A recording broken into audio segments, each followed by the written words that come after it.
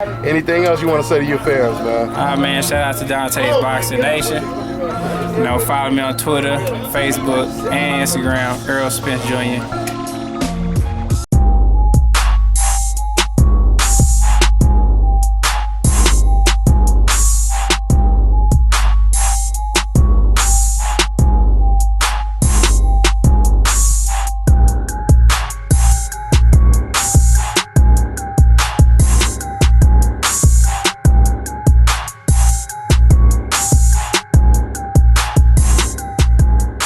Dante's Boxing Nation, what's going on, guys? So, yep, the truth, Errol Spence does something that fighters with far more experience could not do. And that is knock out Chris Algieri. Manny Pacquiao and Amir Khan, they could not do it. So, big congratulations to Errol Spence. This was an extremely impressive performance considering the opponent and considering once again what other fighters, experienced fighters, were not able to do against Chris Algieri. Now, before I go any further, let me go ahead and give a shout out to Chris Algieri, man, because I really commend him for taking this fight. I know nobody wanted to get in the ring with Errol Spence, and even though in order to make this fight, Chris Algieri, he made sure that he got the biggest slice of the pie, the biggest part of the purse. Still, I give him a lot of credit for taking this fight. You know somebody is real vicious when you feel sorry that certain people have to get in the ring with him. I mean, that's how I feel for Chris Algieri right now.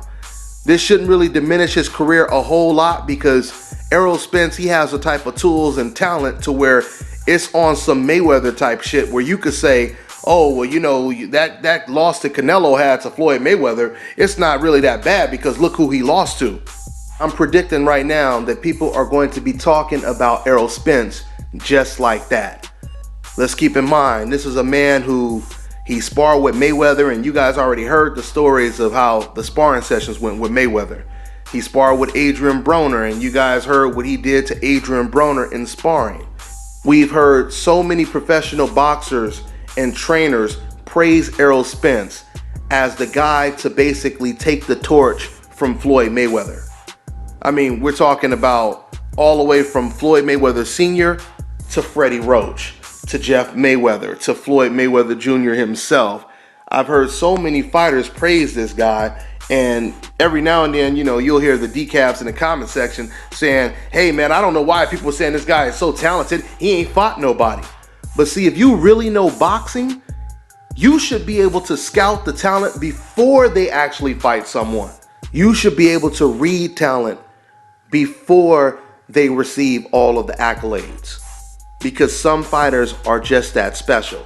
I mean, anybody could say someone is great after they done already did the shit, right? But the question is, can you call it?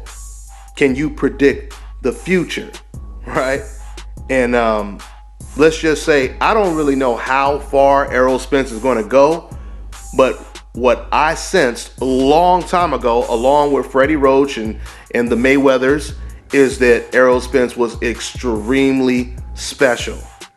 And there's a reason why good champions like Keith Thurman, they were saying they really had no interest in fighting Errol Spence, right? As good as Keith Thurman is, let's just look at it as a compliment. It was a compliment towards Errol Spence. Even though he said the kid is not ready, it was a compliment towards Errol Spence, okay? And I think after watching or witnessing what we just seen tonight, all of us can agree with that, right? Just talking a little bit about the fight, I'm about to go back and watch it again. It's kind of good every now and then to be at home like this and getting to actually sit down by myself and watch the fight. But looking at the actual fight, when you look at the stark contrast between Errol Spence fighting against Algieri and Manny Pacquiao and Amir Khan fighting Algieri, the contrast is unbelievable in Errol Spence's favor, right? Let's take Manny Pacquiao, for example. You notice with Manny Pacquiao, He follows you, and really all Pacquiao wants to do is land his left hand, right? That's all he really is doing. And when Pacquiao is in the ring with boxers, he fights in spurts. He takes off, big chunks of the round sometime. Sometimes he won't even really throw a whole lot of punches and wait till like the last 30 seconds. That's what he'll do. Errol Spence, on the other hand, who is coincidentally a southpaw just like Manny Pacquiao, he doesn't rely on just one weapon. Errol Spence, he has tons of weapons. And what Errol Spence can do is he can apply pressure. And I always tell people, the most dangerous type of opponent is a person or a fighter who can apply pressure with a great jab and have the intelligence and the slickness of a boxer at the same time. That is a dangerous combination. A person who can apply pressure with intelligence and defense and power on top of all of that. Because see, Errol Spence, he didn't wait around for Chris Algieri like Manny Pacquiao did. Errol Spence, he applied the pressure. And once he closes in, it almost reminded me of Tyson versus Spinks, because he had Algieri looking so uncomfortable in there. And, credit to Algieri, like at first, he started off good. He was jabbing. He was circling to the left like he's supposed to. He caught Errol Spence with a good left hook, actually. Matter of fact, that was right before Chris Algieri ended up getting knocked down. He messed around and pissed Errol Spence off. And like I said, he got knocked down. The thing with Errol Spence is he is relentless. He is relentless with this pressure. And once again, it is pressure with intelligence. That is a dangerous ass combination. Man, that's a dangerous combination. I mean, the man just walked through Chris Algieri. Chris Algieri is a very durable fighter. Very durable fighter. And I can guarantee you, you put Chris in there with some of the top-notch guys, and he's going to look good against them. He's going to look really good against them. Errol Spence is on a whole nother level. He's on a new level. Okay? And, as far as the decafs go, y'all running out of excuses. I'll tell you right now.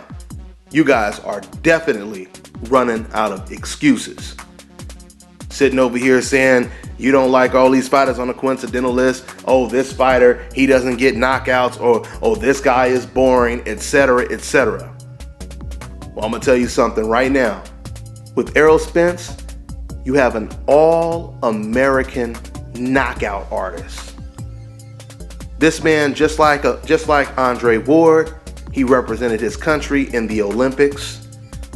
Now here he is as a pro. He's the most promising fighter in the welterweight division, and he's the most action-packed fighter, one of the most action-packed fighters in the sport of boxing. You decafs claim you like knockouts, right? What does Errol Spence do? He knocks out his opponents. And, a lot of fighters, once they step up in competition, the knockouts usually evaporate. Manny Pacquiao comes to mind. He hasn't had a knockout in 7 years?